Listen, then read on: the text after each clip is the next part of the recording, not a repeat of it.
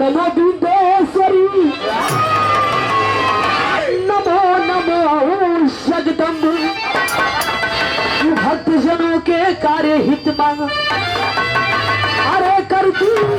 कहीं लंबी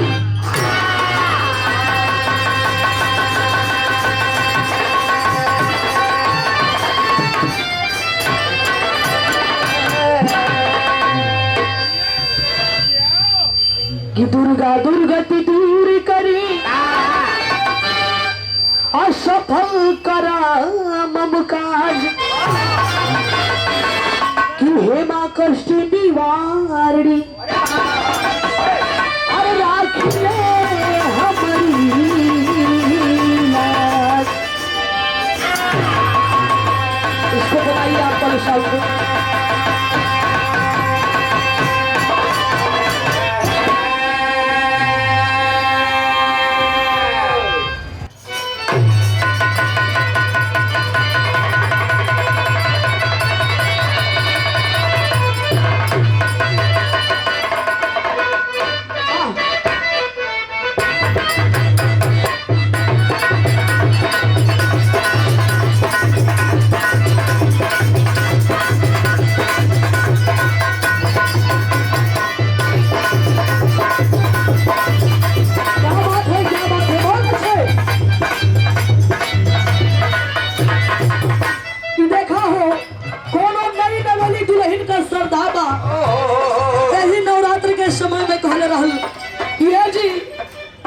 हमरा के लेके चली ना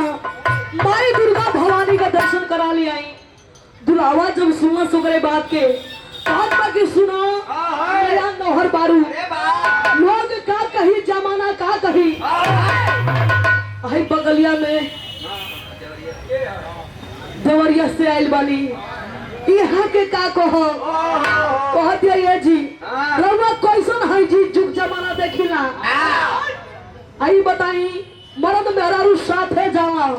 धाम सफल होला रउआ अकेले जाइला एक खाली तनी संग लिया के चली मर्द मेहरारू सब लोग साथे जाला हम जाई ते जाई और बड़े मान जा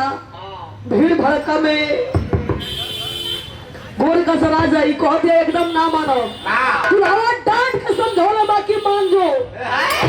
कह दे ठीक ना मान जाई बाकी हाई लिस्ट जो देत बानी पूजा पाठ का सामान लिखले बानी रउआ के लेके आवे के बाद हम घर ही में देवी मैया का पूजा पाठ कैले और देखा कैसे कह दिया दुल्हन रंग मिजाजी है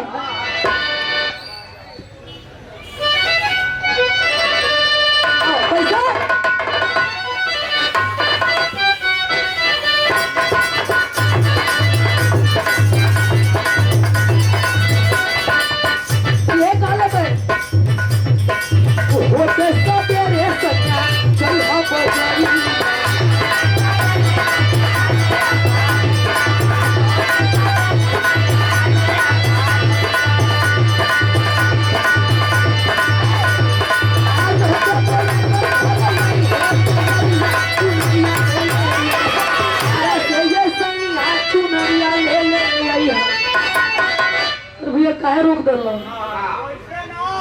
वैसे ना और काम भिलवावत का बनी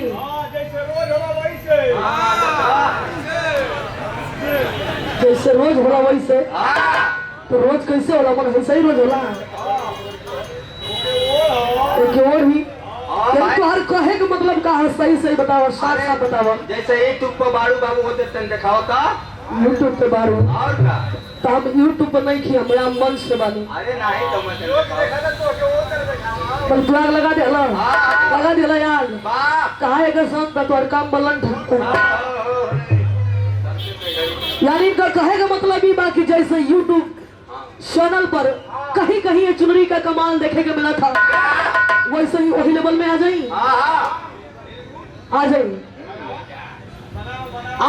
ओढ़ लई भाई ओढ़ लेता नहीं जब ना मानो तो ओढ़ लेता नहीं वैसे आजकल छुपावल भी व्यर्थ बा लोग मोबाइल में देखी कही कि हो नहीं करत जी मोबाइल में कैले बारू तो करही के पड़ी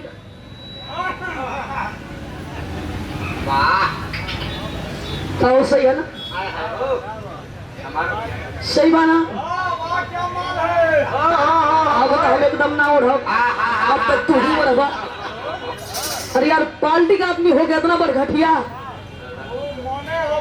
बोला वो सोचले ना रहे कि तू वैसा बोल सकेला। खानदानी है तोर मन बहकता अगर बोल दे हला तो देखता ना ऊपर बलिया मुहवा छेद छेद के सीधे बोल बना ना होने से ना दे तो पीछे से पूछा दो।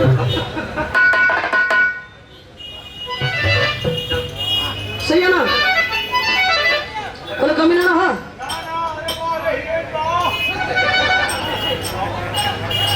कान धरे कि ना बोलबो वैसे तू काहे ना बोलबो जब तोरा जीवन में मुँह ले चाल पीटे के लिखे गई ये तेन का बाबूजी पिटत रहा देखा कैसे कह दिया लेकिन हाँ मास्टर हमरा नाचे ना आवेला प्रयास करो वही प्रयास करो और का अच्छा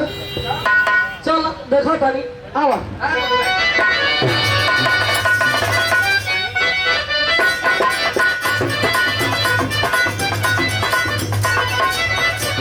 राजी सही बात कह दिया होते सवेरे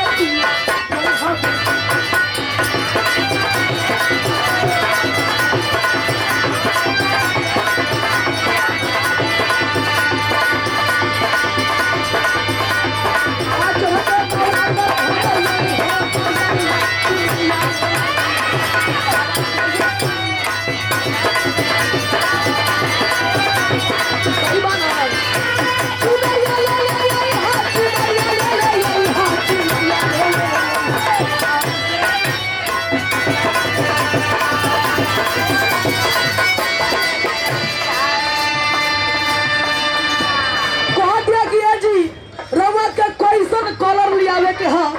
का सामान लियावे के हाँ सब हम पर्ची में लिख दिले बानी लेकिन आ जाई मार्केट से बहुत ही कैसे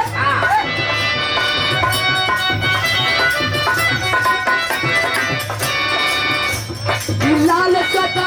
कलम जानी तो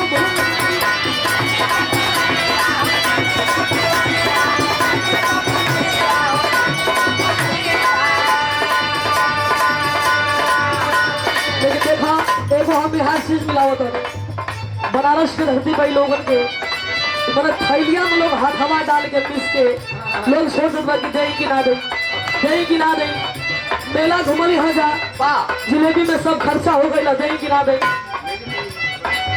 वो कम मिस के छोड़ जा मौत रहा पसना के गल गई ऐसे